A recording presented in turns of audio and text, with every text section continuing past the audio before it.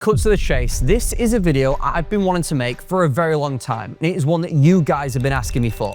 Pay to play in America is broken, we all know that. But the reason why it's broken is because it filters out the genuinely talented players whose parents simply can't afford for them to play competitive soccer. And that leaves many talented players across the entire country fighting for scraps. That was until this video, because in this video, I'm going to give you the exact playbook you need to execute in order to play college soccer on a budget. This is the most cost-efficient way to navigate the youth soccer to college soccer transition. For a kid's family who's dropping near enough $10,000 for them to play competitive soccer, high school soccer is a bonus. It's fun, it's low stakes, and it is a nice break from the grind they get at the club. The club is doing the heavy lifting on the recruiting side. That kid can go play high school ball with his buddies and enjoy the experience. Your kid doesn't get to treat it that way. For your kid, high school soccer is the be-all and end-all. They have to approach it with the mindset that this is their primary vehicle,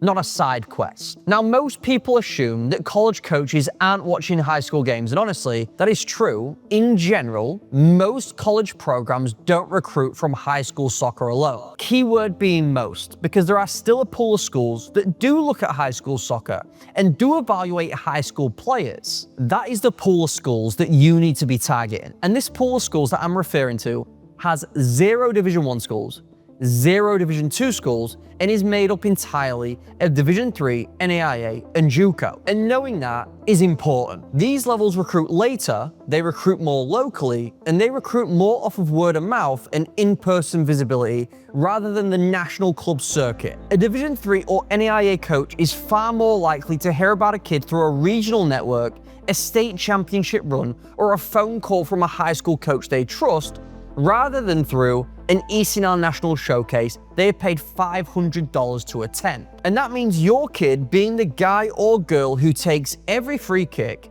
wears the captain's armband, and is the one the high school coaches around the state ask each other about. That is not just a nice high school experience. That is how you turn high school soccer into college offers. And the best part is, high school is free. Now, playing high school soccer alone is going to vastly limit your opportunities, but there is a certain league that has just been launched, bolstered onto the high school soccer experience, could be a recipe for success, and that league is N1. N1 has been created through the US club soccer and US youth soccer merge, designed specifically to fix the two things that were bleeding families dry: constant national travel and stacked league fees. N1 is structured regionally in conferences and local districts instead of flying across the country for competition. Your kid is playing against nearby teams, and it is plugged directly into the ECNL postseason play. So you're not necessarily sacrificing the ceiling of your competition. You are just sacrificing the club fees that everyone else is paying. Now, playing N1 is a strong, affordable base.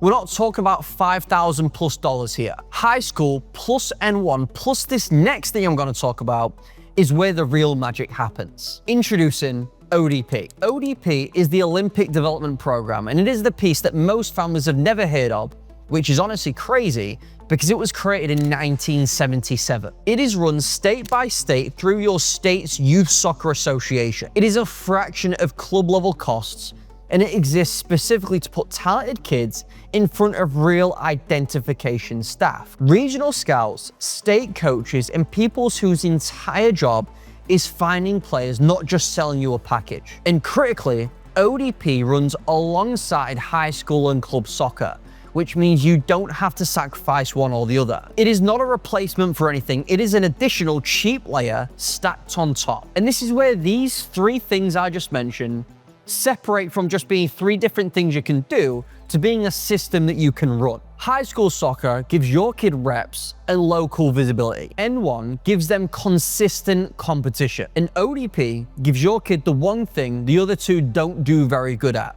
which is exposure. And exposure, or lack of it, is probably the #1 reason players don't get recruited to play college soccer. And exposure simply means coaches knowing your kid exists. Here's what I mean. Let's say that your kid is in Idaho. Even doing everything I just described, great high school career, playing N1, grinding it out, if that's all happening in Idaho, your kid is visible to schools in Idaho, and maybe, at best, a couple of surrounding states, and that is it. 90% of the entire college soccer world has no idea your kid even exists. And that isn't because your kid isn't good enough, that is because the club soccer system is incentivized to be as follows.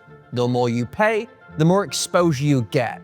The less you pay, the less exposure you get. And your ability or inability to fix this exposure problem is going to be the deciding factor that moves the needle on whether your kid plays in college or not. And there are only a small handful of fixes that you can do. And not every single one is going to apply to you and going to be the best for your current situation. And that is why I made a video breaking down all of the fixes that you can do. I grade every single one so you can make a definitive decision for yourself on which strategy to approach this exposure issue that you are dealing with. I'm gonna go out on a whim and say this.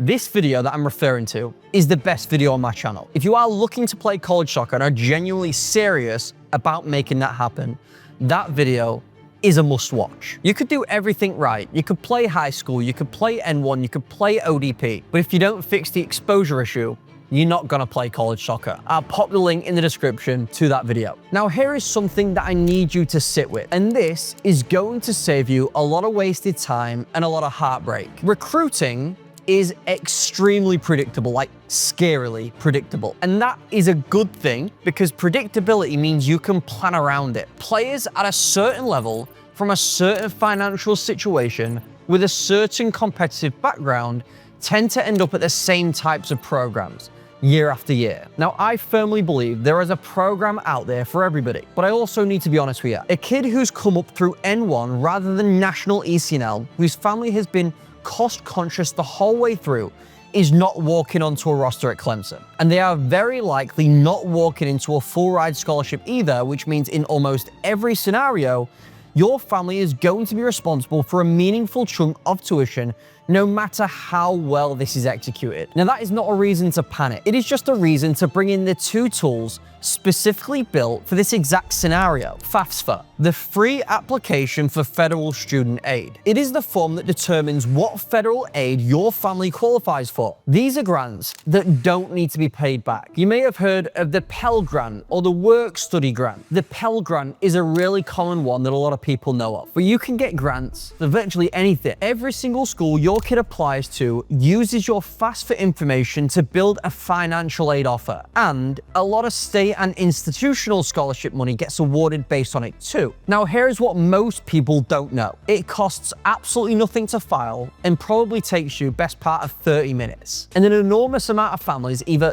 don't file it too late, or file it wrongly and miss out on literally tens of thousands of dollars in scholarship. My advice to you, file it every single year as soon as the window opens, because a lot of aid is first come, first serve, which means if you're too late to the party, you're gonna miss out. The family who files in October is not going to get access to the same pool of scholarship as a family who applies in May. On its own, FAFSA is a great foundation, but stack that with targeting the right schools at your kid's level where they're actually getting exposure to, that is a recipe for success. This is probably one of the biggest hidden gems college soccer, or just college sports in general, has to offer. And it is the missing piece to the entire puzzle I have given you in this video. Your standard junior college program with zero scholarship is going to run you in and around $10,000 a year. Now run FAFSA alongside that, and even maybe a partial athletic scholarship,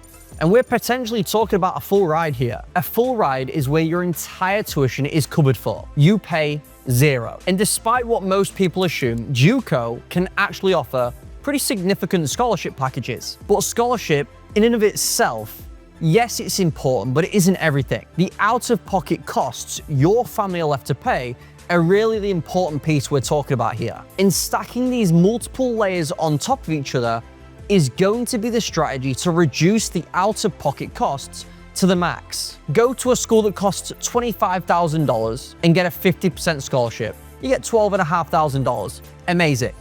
But go to a school that costs $10,000 and get a 50% scholarship package, and you're paying $5,000, which is a lot better than $12,500, even though the scholarship packages were equal. So it is never really a scholarship conversation we're talking about. It is an out-of-pocket cost conversation we're talking about.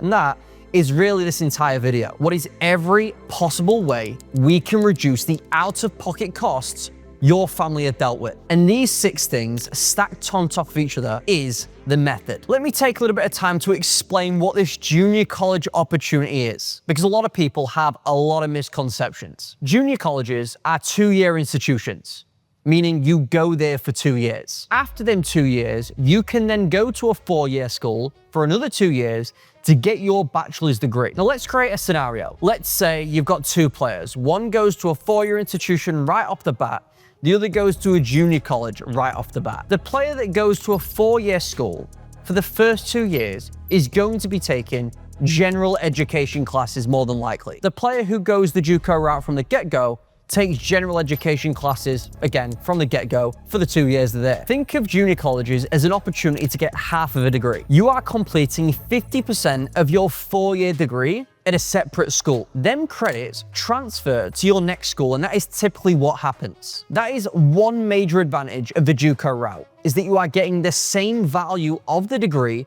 at a cheaper price. But there's a second humongous advantage to the JUCO path for many soccer players, and it is that the roster is smaller. With less players on the roster, the chances of your kid playing are very high. And in the transfer portal era that we are well and truly in, college experience and game time is the currency. Going where you are most likely to play has never been more of an advantage than it is now. 2 years of real minutes at a JUCO opens doors that were never available to a kid with your family's background and budget. If they perform, pick up some individual awards, and the team has some success, a genuinely wide range of 4-year programs open up. Programs that would have never even looked at your kid's highlight reel as an incoming freshman. And there are countless kids who executed this JUCO route to perfection. One that springs to mind is Moises Bombito. He started at Iowa Western Community College, then transferred to New Hampshire, and is now a professional soccer player playing for his national team. That all started with JUCO. Now, I don't know the ins and outs of how much he paid at Iowa, but my guess is that it was probably less than $5,000. $5,000 to put him on the path to going pro and representing his country. I never personally played junior college, but if I could turn back the clock and do it all over again, I would. Okay, so here is the full playbook. Play high school soccer like it is your primary vehicle, not a side hobby. Because at the D3, NAIA, and JUCO level, it genuinely is a great opportunity. Play N1 for consistent competition without the national travel bill. Layer ODP on top of that for the exposure piece, and that whole system ties together. Build a realistic target list instead of chasing programs that were never in play in the first place. Because recruiting is far more predictable than people admit. File for FAFSA every single year without fail, because skipping it is going to leave money on the table. And take the JUCO route. That FAFSA money turns a $10,000 a year problem into a $2,000 to $4,000 a year opportunity with real playing time attached to it. And if you still haven't watched the video I referenced earlier, the link will be in the description for that. That is your next watch. And with that being said, I'll see you in the next one.